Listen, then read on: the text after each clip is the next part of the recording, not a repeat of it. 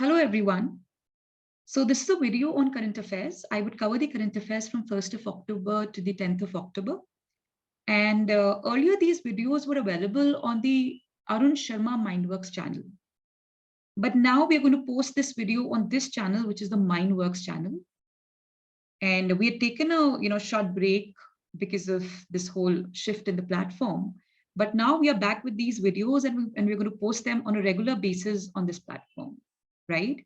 So please continue to watch and like these videos. So let's get started, students, on that note. So number one, Vladimir Putin declares annexation of 4 Ukrainian regions by Russia. So students, Russia has annexed 4 regions of Ukraine, namely Donetsk, Luhansk, Kherson, and Zaporozhye. Annexation means that they have taken control over these territories. And the West, obviously, they've denounced the annexation of these territories, and they've termed it illegitimate. That means it's not legal for Russia to take control over these territories, and it has been done by force. And very interestingly, the president of Ukraine, has responded by unexpectedly submitting an application to join the NATO armed alliance. So, in a surprising move, he has submitted, as a response to this annexation, he has submitted an application to join the NATO students. So we all know that's a military alliance led by the US. So, now this raises the possibility of a full-scale battle between Russia and the West, with Ukraine now joining the NATO. There's every possibility of a full-scale war. Moving on, students. So 5G launch, Prime Minister Modi, he's rolled out 5G services in India, and he's termed it as a gift to 130 billion Indians. So the 5G services were officially inaugurated by Prime Minister Narendra Modi on October 1st, ushering in a period of ultra high-speed mobile internet. And this is the sixth iteration of the India Mobile Congress was also launched by PM Modi. And what he said is that he's giving it as a gift to 130 crore Indians, and it's a fantastic present in the shape of 5G. And it would open up a limitless sky of options, students. And he said that India would actively participate in the creation and use of technology rather than simply becoming a consumer of it. So in times to come, we see India, creating a lot of technology and not just using it. And future wireless technology design and related production will be heavily influenced by India. So 5G is going to progress our the technological advancement.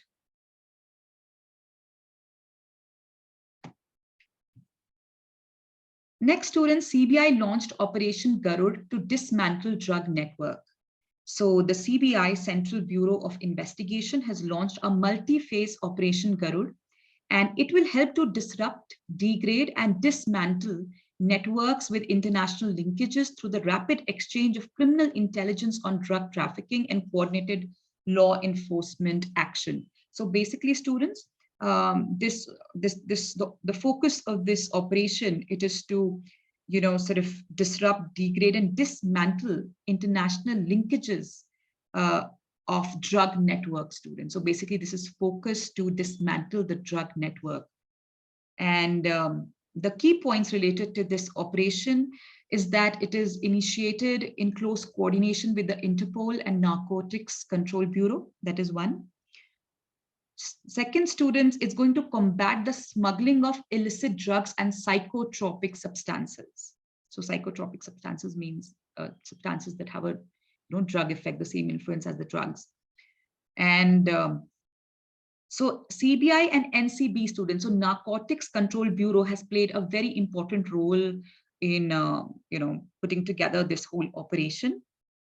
And across multiple states of in India, arrests, searches, and seizures were carried out under Operation Garuda. And during this special operation, so this was more like a one-time operation, students, 6,600 suspects were checked And 127 new cases were registered, and 175 persons, including absconders, were arrested. So that means this really was a successful mission. So there could be a question that what is Operation Garuda related to? So it is related to dismantling the drug networks. Next, students, Optimus robots prototype unveiled by Elon Musk, CEO of Tesla. So Elon Musk has unveiled a model of the humanoid Optimus robot. So it's a robot, students, it's a robot prototype called Optimus. So there could be a question to which company is Optimus related or associated with or has been launched by. The answer is Tesla.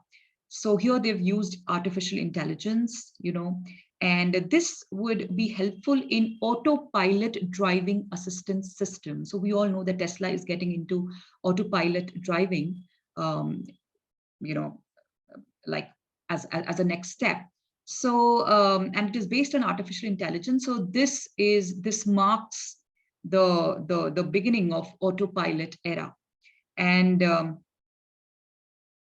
at Tesla AI Day, so this was launched on Artificial Intelligence Day at Tesla, and it was held to show off how far the company's research into autonomous robots and vehicles have progressed.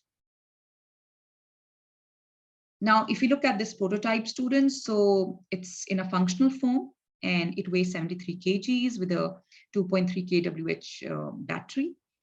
And the autopilot team at Tesla described how far they've gone with fully autonomous driving. So students, this is a major leap wherein they have become fully, the autonomous driving is like, it is complete and it is functional, and it has increased from 2,000 Tesla drivers to 160,000 this year in its beta testing. So they're looking at, a full-fledged expansion basically. But presently it would be accessible only in the US and the Canada. Next, students, Indore gets India's cleanest city tag for 6th time in a row. And this was Swachh Sarvekshan Awards. So Indore has bagged the title of India's cleanest city for the 6th time, students. And this was announced as part of Swachh Sarvekshan Awards 2022. And Madhya Pradesh secured the first position in the category of best performing states, followed by Chhattisgarh and Maharashtra. In terms of city, first is Indore, Surat second, and Navi Mumbai third, students. In terms of states, like I said, Madhya Pradesh first, Chhattisgarh second, and Maharashtra third. And Tripura has bagged the top rank among the states, among the smaller states, right? And in the category of cities with population less than 1 lakh, the small cities, Maharashtra's Panchgani was ranked number 1, followed by Patan in Chhattisgarh and Karhad in Maharashtra. And Haridwar was adjudged as the cleanest Ganga town, followed by Varanasi and Rishikesh. So they have got a number of categories. Now, what is Swachh Sarvekshan Award, students? They are the world's largest urban sanitation and cleanliness survey. And this is conducted by Ministry of Housing and Urban Affairs. So based on the findings of this survey, they announced the winners. And according to the government, this survey has been instrumental in fostering a spirit of healthy competition among towns and cities. And it aims to encourage large-scale citizen participation and create awareness among all sections of society about cleanliness and hygiene, and making towns and cities better places to reside in. Now, WTO forecasts a slowdown of global trade growth, students. So world merchandise trade volume growth is likely to slow to 1% in 2023, down from the previous forecast of 3% made in April this year, as per the fresh estimates released by World Trade Organization, students. So World Trade Organization has announced that there's going to be a global slowdown of trade, and earlier they have forecasted a 3%. That it would slow down to 3%, but now they have revised that downwards to 1%, students. And this is due to multiple shocks, including the Ukraine war. So we all know Russia-Ukraine war has had a very negative consequence on the global economy and the global trade, and high energy prices, which is again a result of that, inflation, which is again an outcome of that, and one of the fallouts of that, and monetary tightening. which is being done by, the various central banks around the world, particularly the US. Next, students, Indian American Dr. Vivek Lal receives Lifetime Achievement Award in the US. So Vivek Lal, he's an Indian origin General Atomic Global Corporation Chief Executive, and he's been honored with Lifetime Achievement Award by the US President Joe Biden, and with the citation of with grateful recognition. And, so this citation was given to Vivek Lal, who's done a PhD in aerospace engineering, and by the AmeriCorps and the Office of the President. So AmeriCorps, this is an organization that is honored Vivek Lal in collaboration with the US government, the Lifetime Achievement Award to Dr. Vivek Lal. So basically, this organization aims to foster activities that brings Americans closer together to serve communities. So, this award was given to Vivek Lal for his contribution towards serving the communities. And he's an industry leader and scientific community giant, and he works as a CEO of General Atomic. So you could be asked that, which company does he heads, or who has given him this award? So you should be prepared for such questions. And he's son of an Indian diplomat, and he was among the few handful of individuals who were invited to meet Indian Prime Minister Narendra Modi. And before this, he's also worked with NASA and Raytheon and Boeing and Lockheed Martin. Next, students, Adani Green commissioned world's largest wind solar power project. So Adani Green Energy Limited has commissioned the world's largest wind solar power plant. So there could be a question that which company has commissioned the world's largest wind solar power plant? So it is Adani Green, students, with a capacity of 600 MV capacity. And students, some key points related to Adani Green Energy. Number one, it is 600 megawatt solar wind project. And in May 2022, the same company had operationalized India's first hybrid power plant, whose capacity was 390 megawatts. So students, we all know that India is looking to, the Indian government prioritizes renewable energy, particularly the solar energy. And India has taken lead in, developing and strengthening the solar energy agenda of the country. And so this is a step in that direction. And the commencement of the 600 megawatt plant has a total operational generation capacity of 6.7 gigawatts, which is like huge. And this includes an operational hydropower generation capacity of 1 gigawatt, which is again the largest in the world. So, we all know that it has a vision of 45 gigawatts to reach the 45 gigawatts capacity by 2030. So this is a step in that direction. Very quickly about Adani Green Energy. So it is an Indian renewable energy company headquartered in Ahmedabad. So you all should know that it is headquartered not in Mumbai or Bangalore or any of the metropolitan. There could be a question that where is this company headquartered? Adani has been in the news, and particularly with his rise to the world's richest people, there could be a question on this, that where is Adani headquartered? Adani Group, it is headquartered in Ahmedabad, students. And the company operates the Kamuthi solar power project, which is one of the largest solar photovoltaic plants in the world. Again, there could be a question that who owns the Kamuthi solar power project? It is Adani Group.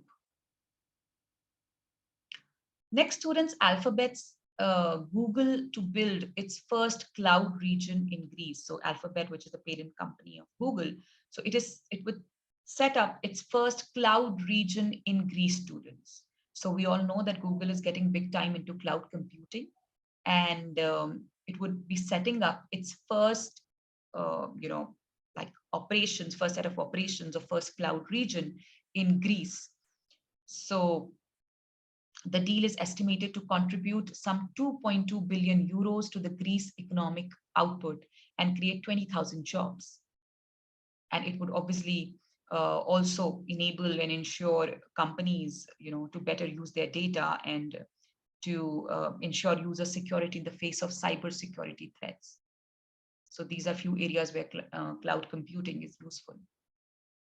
Next, students, very unfortunate, Mulayam Singh Yadav, the founder of Samajwadi Party and former Chief Minister of UP, passed away. And he passed away on October 10th at the Gurugram Private Hospital. And he was receiving treatment for multiple medical conditions. He was 82 years old, and his death was acknowledged by his son on his Twitter handle. So if you look at his political career, so in 1967, Mulayam Singh Yadav was elected to the UP Legislative Assembly for the first time. And in 1989, he won the first election for Chief Minister of Uttar Pradesh. And in 1992, he established the Samajwadi Party. And he represented the Uttar Pradesh district of Mainpuri, right? So this was his constituency. And he held the position of Member of Parliament 3 times from 1989 to 1991, 1995, and 2003 to 2007. And between 1996 and 1998, he also served as the, Minister of Defense. He's also won elections to the Lok Sabha and the UP Legislative Assembly.